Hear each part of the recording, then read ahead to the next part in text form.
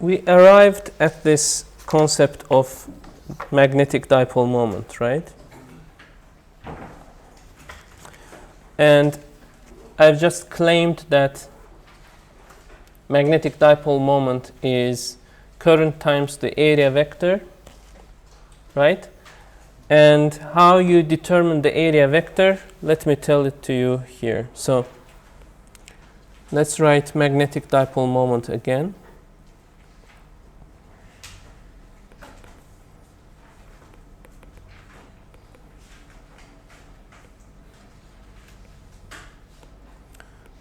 Right. So you can have any kind of loop.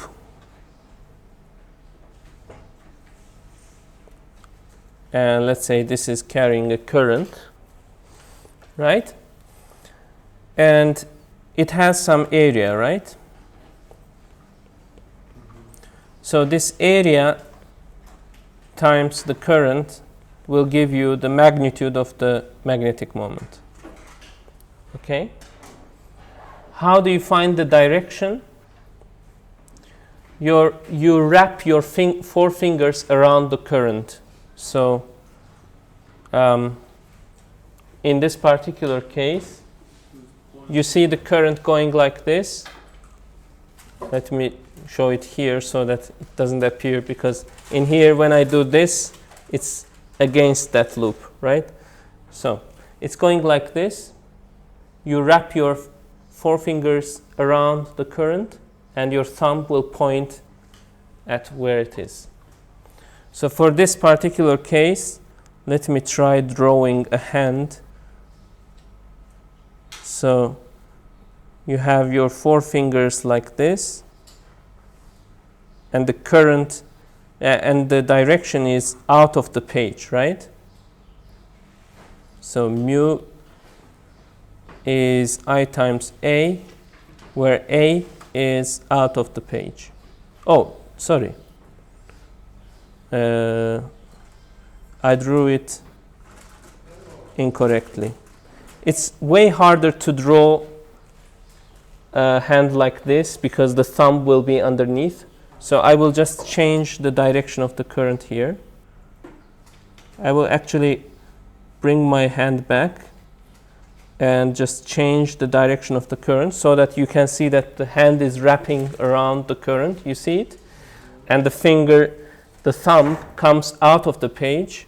So that's why this direction is out of the page. So for example, if I have a loop, let's say this is an example. I have a current loop that goes like this. Okay. And it has a radius r. It's a circular loop.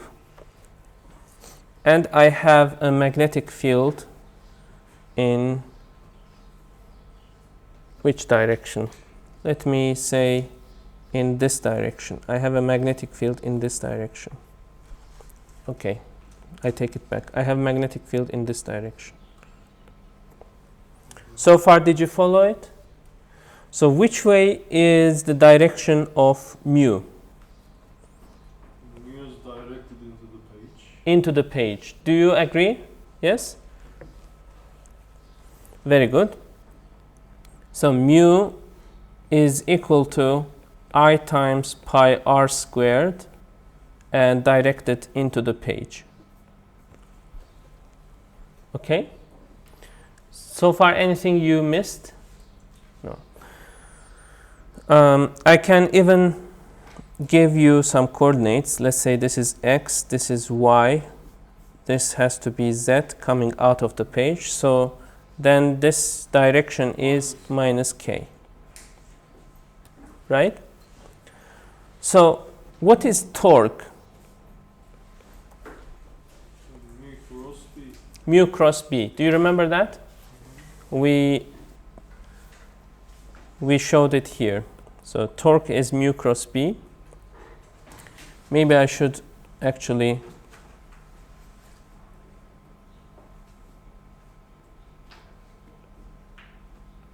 so this is torque is mu cross B. So let's put it in here, mu cross B. And which way is B? B is directed in I hat direction.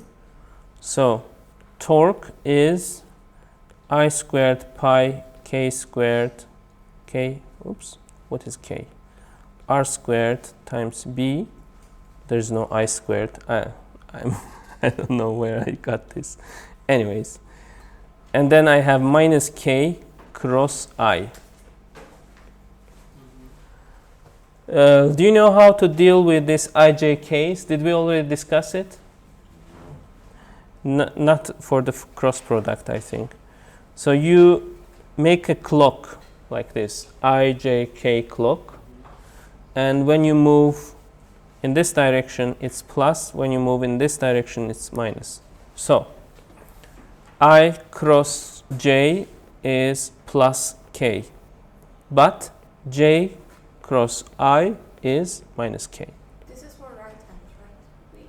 This is for right hand, and there is no left hand except if you are in Britain or something. Okay? Do they do that for Yes, they actually have a left hand rule.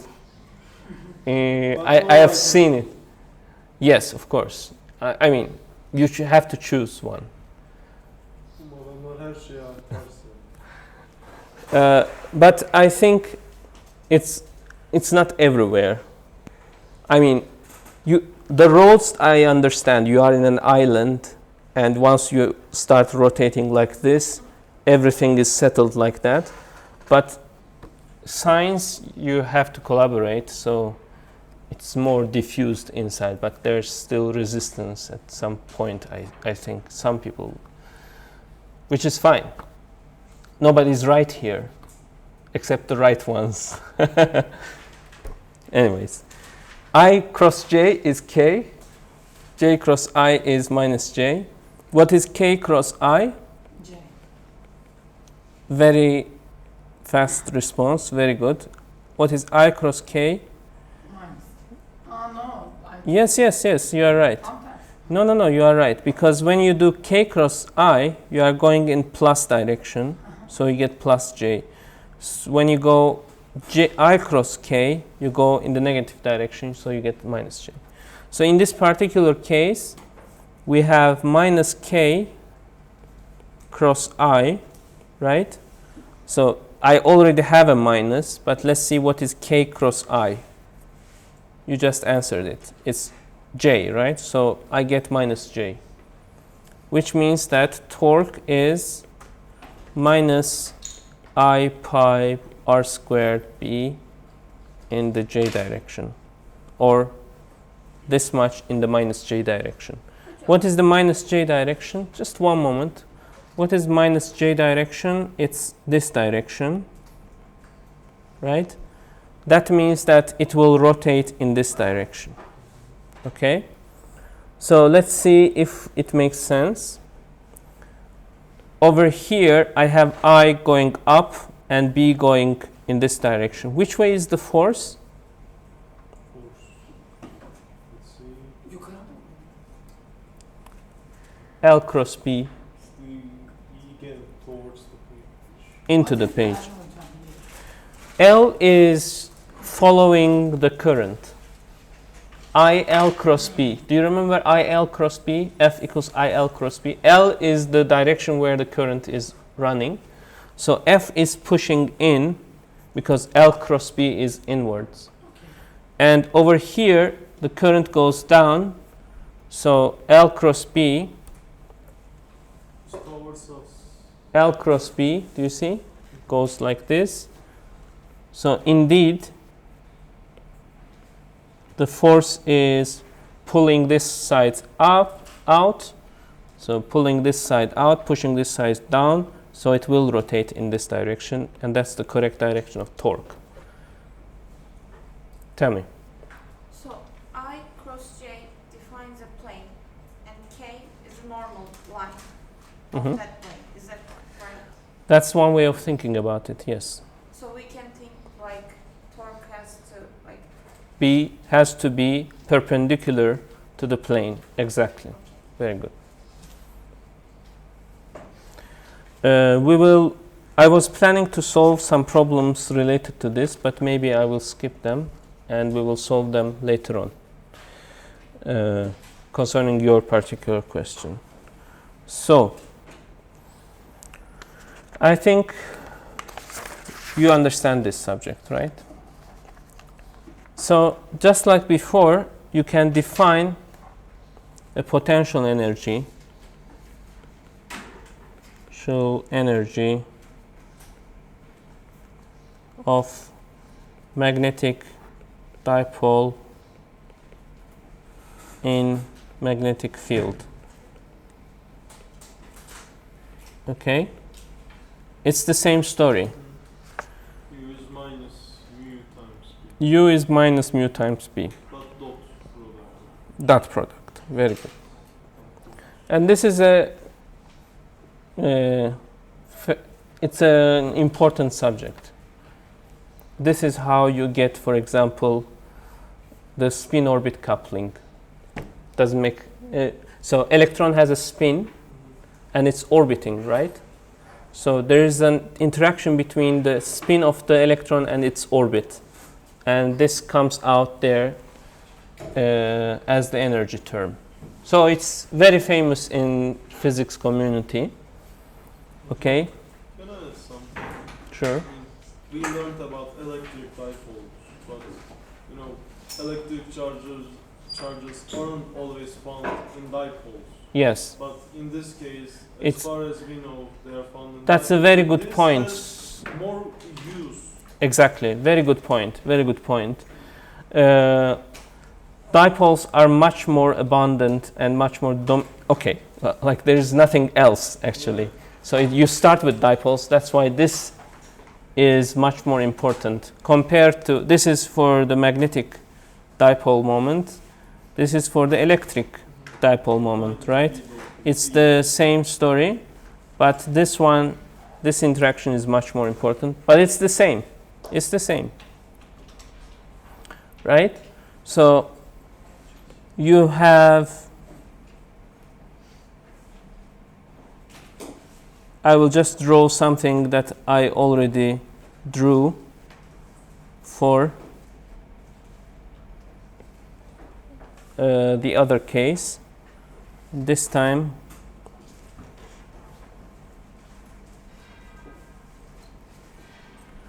so we have the minimum energy when magnetic field is aligned with the magnetic dipole moment. So this is mu, this is B. When they are aligned, you have minus mu times B energy, right?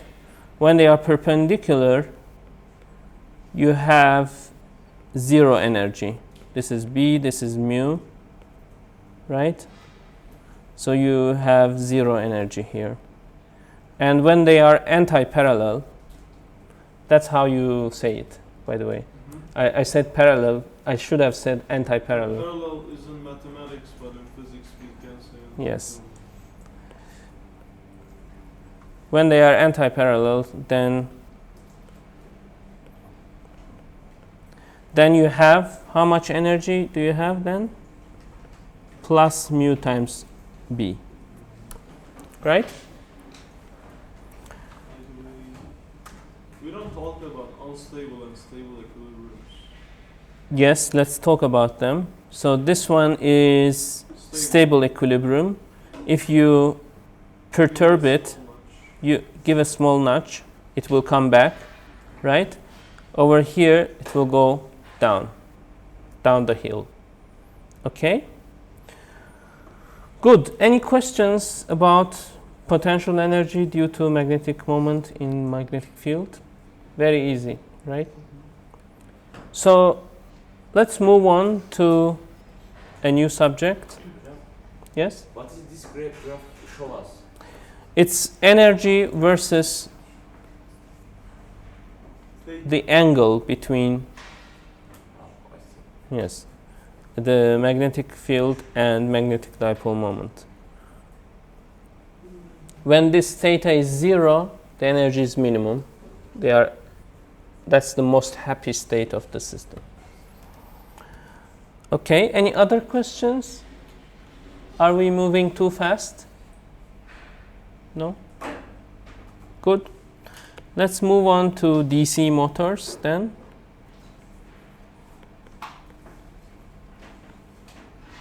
Will we also talk about how magnets work and that stuff? Because they are included in chapter 27. How magnets work? What do you mean by that? I mean, how magnets are created, or like how magnets attack unmagnetized objects.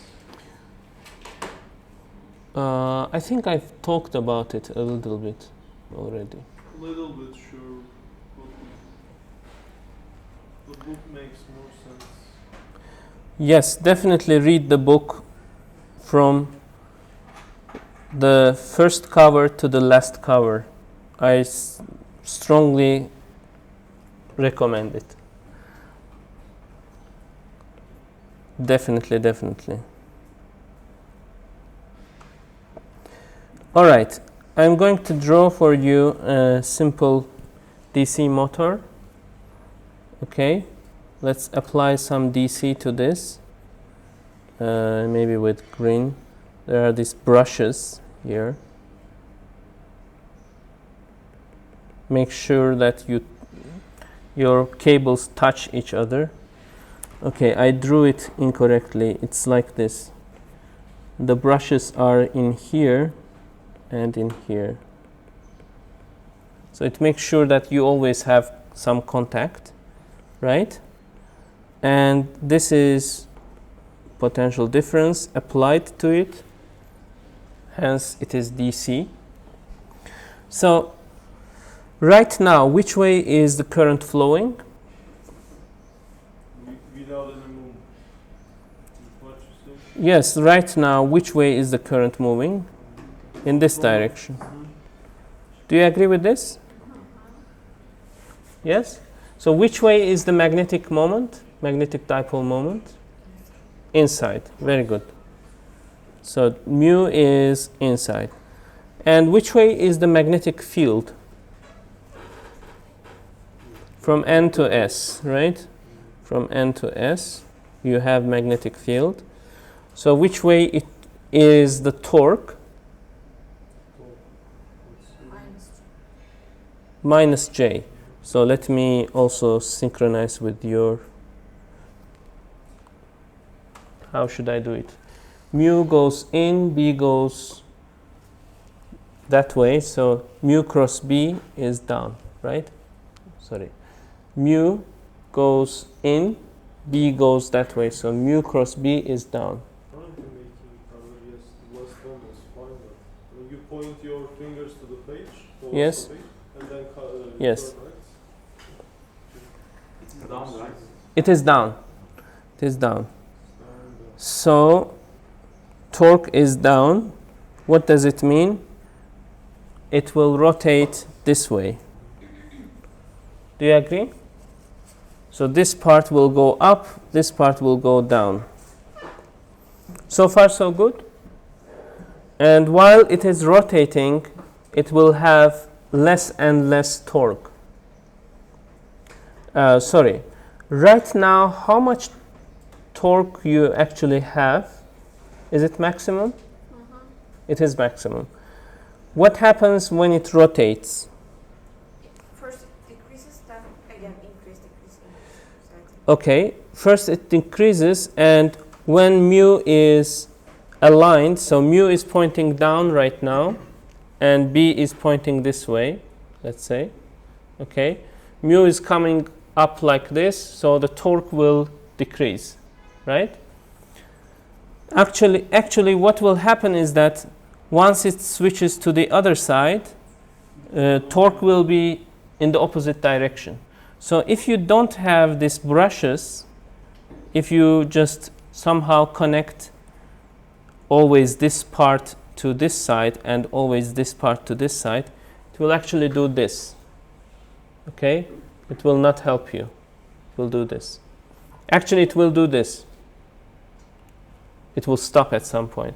But what we do is, because of these brushes, although it goes all the way to the other side, and we are trusting inertia here to, okay, let me just copy the whole thing would be easier to copy it, I guess. The only thing that I need to change is the style of this one. Style should be red, and this one should be blue. So you see the geometry have changed. Actually, the red side have gone to the left, right? But because of this brush system, the current is still moving in this direction, so it will still be rotating in that direction. So that way, your motor will always move in that direction. Did you get this? So I had point A in here and point B in here, and point A was connected to point C, and point B was connected to point D. Now Okay. that we know how it works, how does it help us? Wait, we don't know how it works yet. Wait a moment. So you see A and B have changed, but they have also changed the points where they are connected. So as a result, you make sure that the motor always rotates in the same direction. That's what you get. The motor rotates in the same direction. You go forward. Yes? Did we get faster and faster? Very good question. At first, yes, but then the next chapters will tell us that there is no free lunch. Do you know that saying? You always have to pay. Yeah. So what will happen is that you will get back EMF, something called back EMF, which is this thing that is rotating inside the magnetic field will create its own negative voltage. All right? There will be equilibrium at some point. Yes, they will have an equilibrium at some point. So the thing is that, for example, your hair dryer is designed including that back EMF effect. So they assume that the hair dryer will be rotating, and that will create some back EMF, and that's how they design the resistances and whatnot. But when you stop it from rotating, you see, so they assume that the back EMF will be, let's say, 110 volts. So in total, the system will have 10 volts. You are applying 120 minus 110, 10 volts.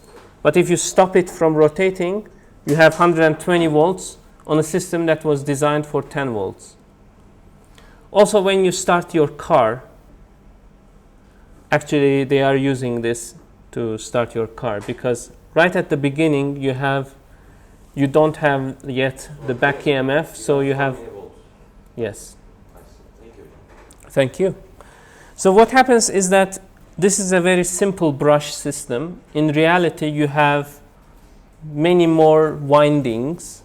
So you have like, you must have opened a toy car maybe. You will see this kind of stuff in it.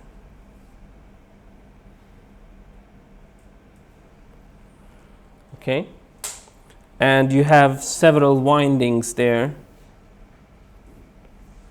And these windings make sure that you always have torque in the right direction. So when this one leaves the brushes, the other one connects. When that one leaves, the other one connects. So you always have rotation in the same direction. Okay? Let me put this in here.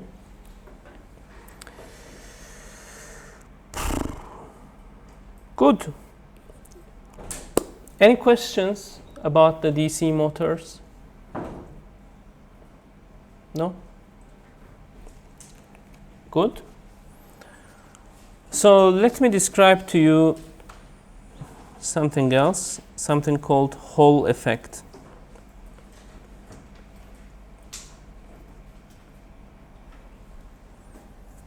Physicists can't get enough of it.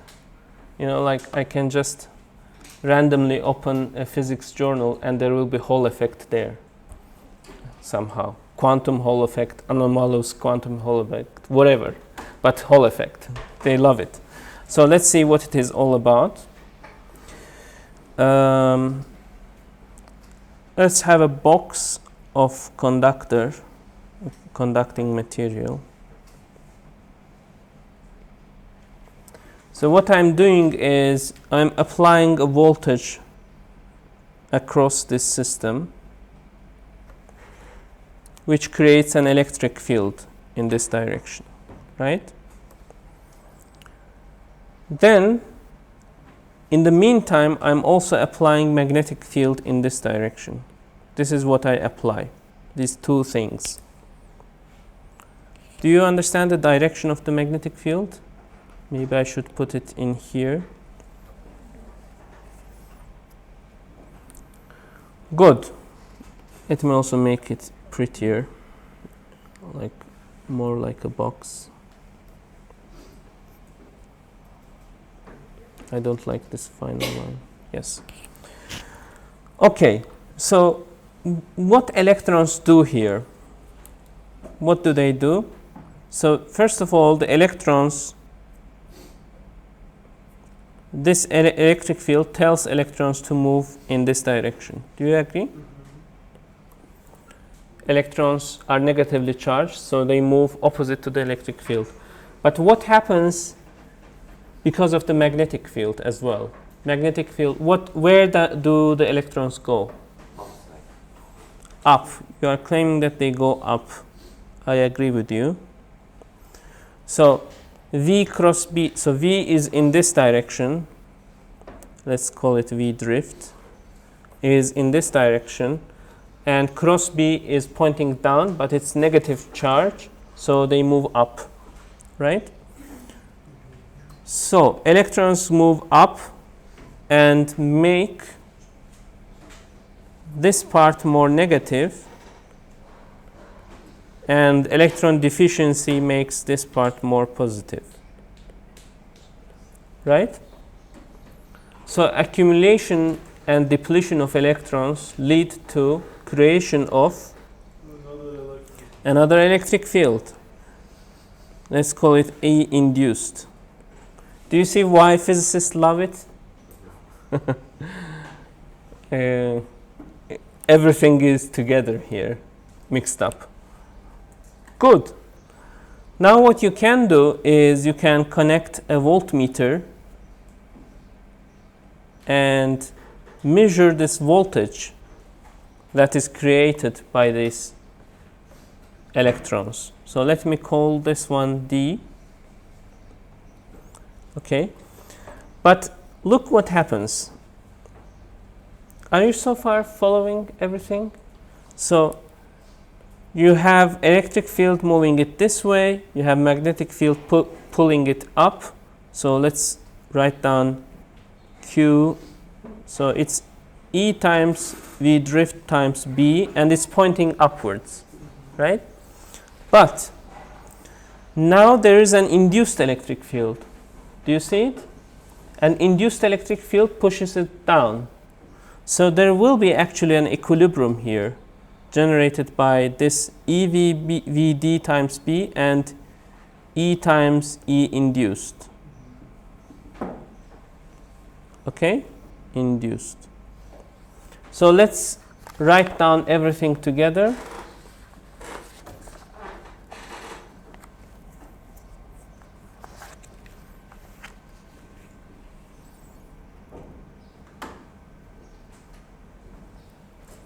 Okay. So it tells you that E times E induced is equal to E times V drift times B. Right? And you are measuring the voltage. What is the voltage? Let's call it V induced. What is V induced? E induced times D. E induced times D. Everybody agrees with this? Yes? So this cancels that one, and V drift is E induced times d over b. So far, did you follow everything?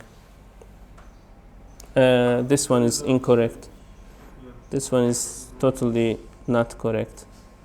Sorry. V induced over d times b.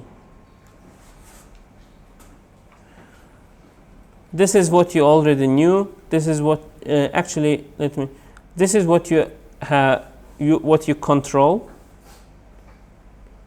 Okay, you know this, and you measure this, and as a result, you find V drift. Once you find V drift, you can also measure the current here, right? So you also know J. You can measure the current. You can say that it's I over A, and that should be N times E times V drift times the area. Do you remember this? I'm writing wrongly. There is no A. So, since you know this, then you can and you know this, you can figure out N, which is the number of free electrons per volume. So,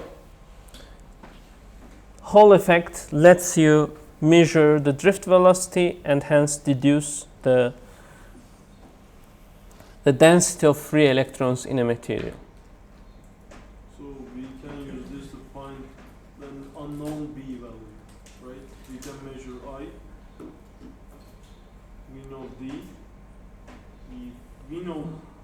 If you know, you can go the other way around. If you know, but this is rarely done, because usually you already know, you have a device and it's written like 1 Tesla, 2 Tesla, 3 Tesla in it.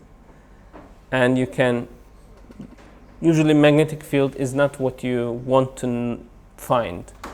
It's what you are applying. You can measure magnetic field with something else. This is poking inside the material and measuring how many electrons per unit volume it has. Okay? Free electrons. Free electrons. Very good. Can I add something? Sure. Like, if it is a metal conductor, Yes? can we find all of the electrons, or are all of them free? No. No. No. Some of the electrons are solely responsible for bonding. I think it's a good time for quiz. Okay, so let's stop.